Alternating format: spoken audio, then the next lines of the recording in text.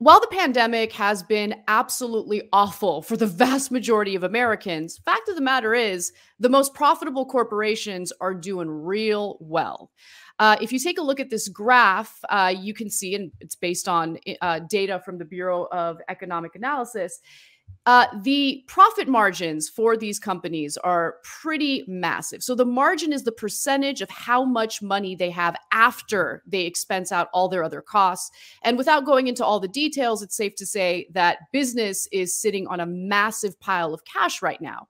And among the companies that have made the largest profits are pharmaceutical companies, are drug manufacturers like Pfizer, which of course has its own version of the coronavirus vaccine. In fact, Financial Times reports that Pfizer forecasts sales of the vaccine will hit $36 billion, billion with a B, in 2021, at least double those of its closest rival, Moderna. And part of the reason why that margin is so high is because of the literal worldwide demand. I mean, obviously, in order to get past this pandemic, everyone needs to get vaccinated, or the highest number of people possible needs to get vaccinated. In October, by the way, Pfizer had 80% market share for COVID vaccines in the EU and 74% in the US, which means that they're dominating the coronavirus vaccine market right now. And when you're able to kind of monopolize, that means you get to set the prices at pretty much whatever you want. So Pfizer, as the Financial Times reports, has the power to set prices and choose which country comes first in an opaque queuing system, including for the booster programs that rich countries are now scrambling to accelerate. And so this has had a terrible impact on the global south. So to ensure that they don't get slapped with any unforeseen costs like lawsuits or local infrastructure costs, Pfizer's been demanding that countries, particularly in the global south, change their laws to give themselves effectively legal immunity. And from Lebanon to the Philippines, national governments change laws to guarantee their supply of vaccines. Jonathan Cushing, the head of global health and health at Transparency International, says, quote, "It is effectively a race to the bottom. Whoever signs over the most will get the vaccines quickest." And of course, there are huge downsides to that, Nando. Yeah, I mean, it's a thing that we're seeing more and more in several sectors, where it's that essentially these giant private transnational corporations can dictate laws in countries. This happens in many different sectors, but this is just the latest example and one of the more flagrant examples. It shows just how incompatible with true democracy the presence of these private power conglomerates are. You know, they are literally antithetical to democracy. This is the tragedy of outsourcing what should be kind of public infrastructure over to private hands, vaccine manufacturing being one of them. Like, there is no reason why Pfizer needs to be a private corporation, or that a private corporation should be the one doing the vaccine manufacturing. Obviously, in the United States, the state has been so hollowed out that there probably isn't even capacity right now. But that doesn't have to be the case. Right. You know, we essentially handed them billions of dollars to make this vaccine upfront, and are now allowing them to dictate laws around the world and reap massive profits. I mean, it's just a transfer of wealth from the public sphere to the private sphere. Right. And, you know, Pfizer is one of the pharmaceutical companies that refused to take the money from Trump's Operation Warp Speed. However, as we've talked about before, the framework for the vaccine was developed through public infrastructure, through public investment.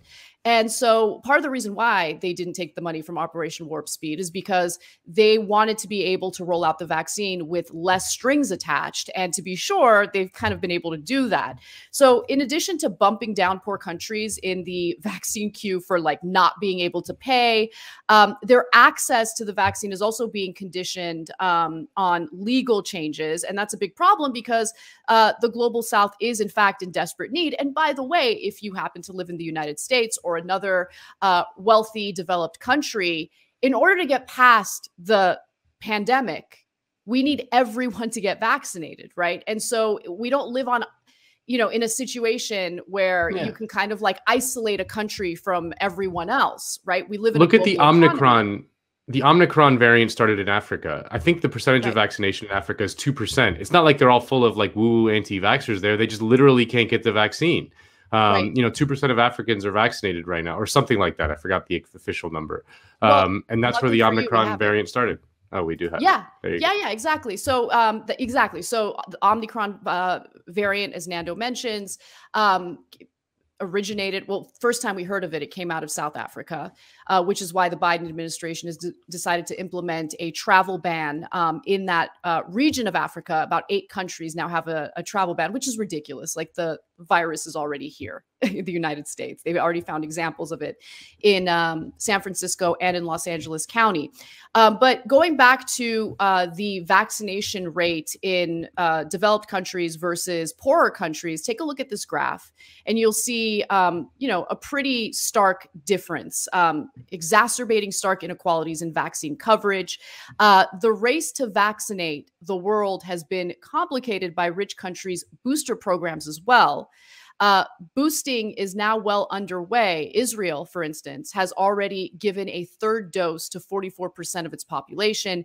The UK has done 22%, and the United States just over 10%. And this means, because this essential medical innovation is in the hands of a company that's only driven by profits, again, the wealthier countries that have the resources necessary to pay for it are going to have access to it first. Pfizer, by the way, also expects the gravy train to continue even after the pandemic is over. So, for instance, FT reports that next year, Pfizer forecasts it will generate $29 billion from the vaccine. In February of 2021, Pfizer predicted that after the pandemic ends, its current margins in the high 20 percentage points will increase as costs are likely to fall. And they're really looking forward to the boosters, right? Like, they see that as an opportunity to continue making money. Pfizer CEO Albert Bourla insists that Pfizer is in a position of commercial strength in the COVID vaccine market, with people likely to need boosters year after year. Bourla told investors this month that Pfizer has touched more lives than any pharmaceutical company before, and that its $80 billion in forecasted revenues this year is likely a record for any drug maker ever.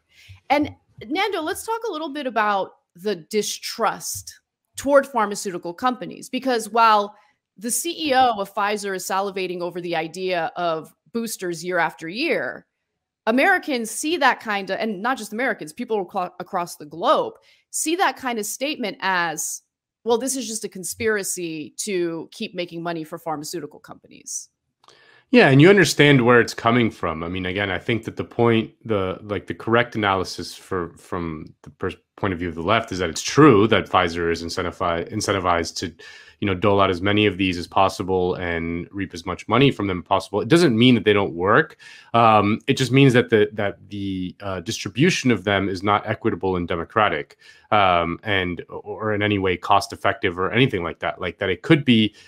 It has nothing to do necessarily with the efficacy of the booster shot or the vaccine or whatever.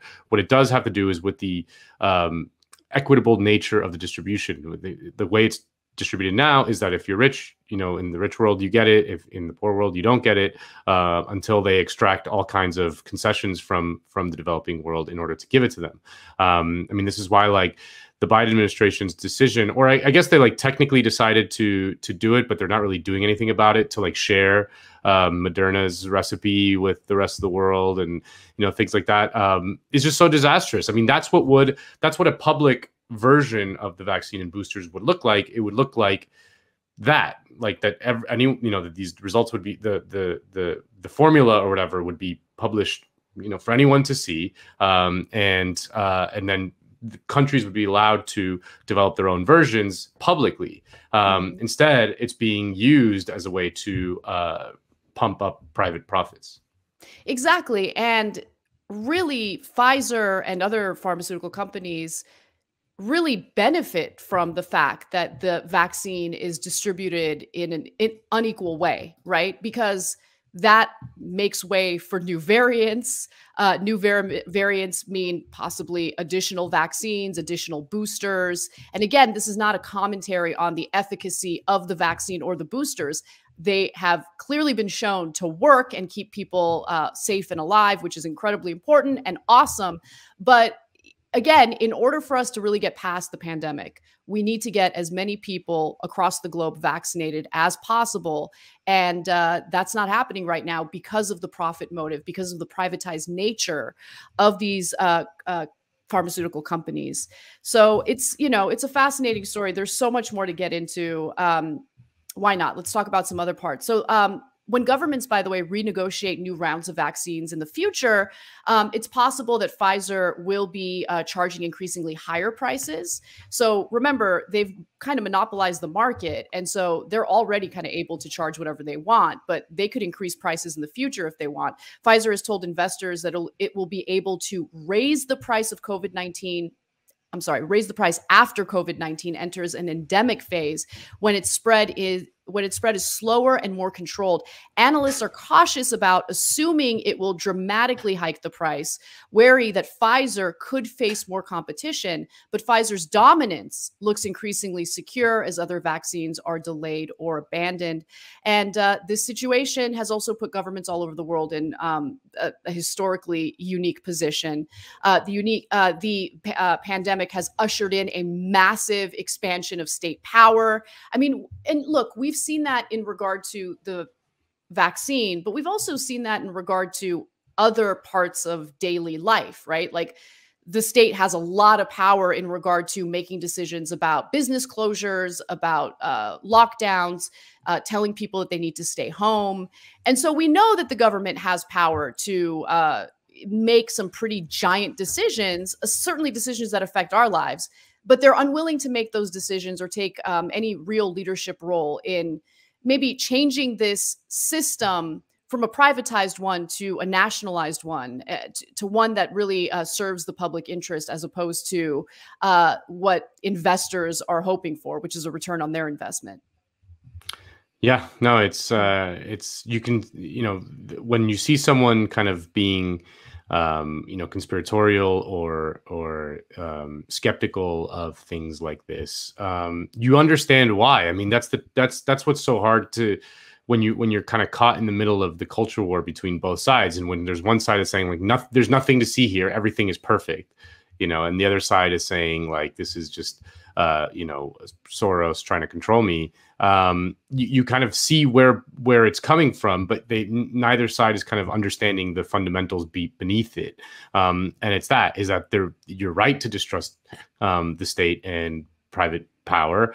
It doesn't necessarily mean in every case that the thing is like fake or harmful. It just means that someone's getting rich off of it and it's not you. Mm-hmm.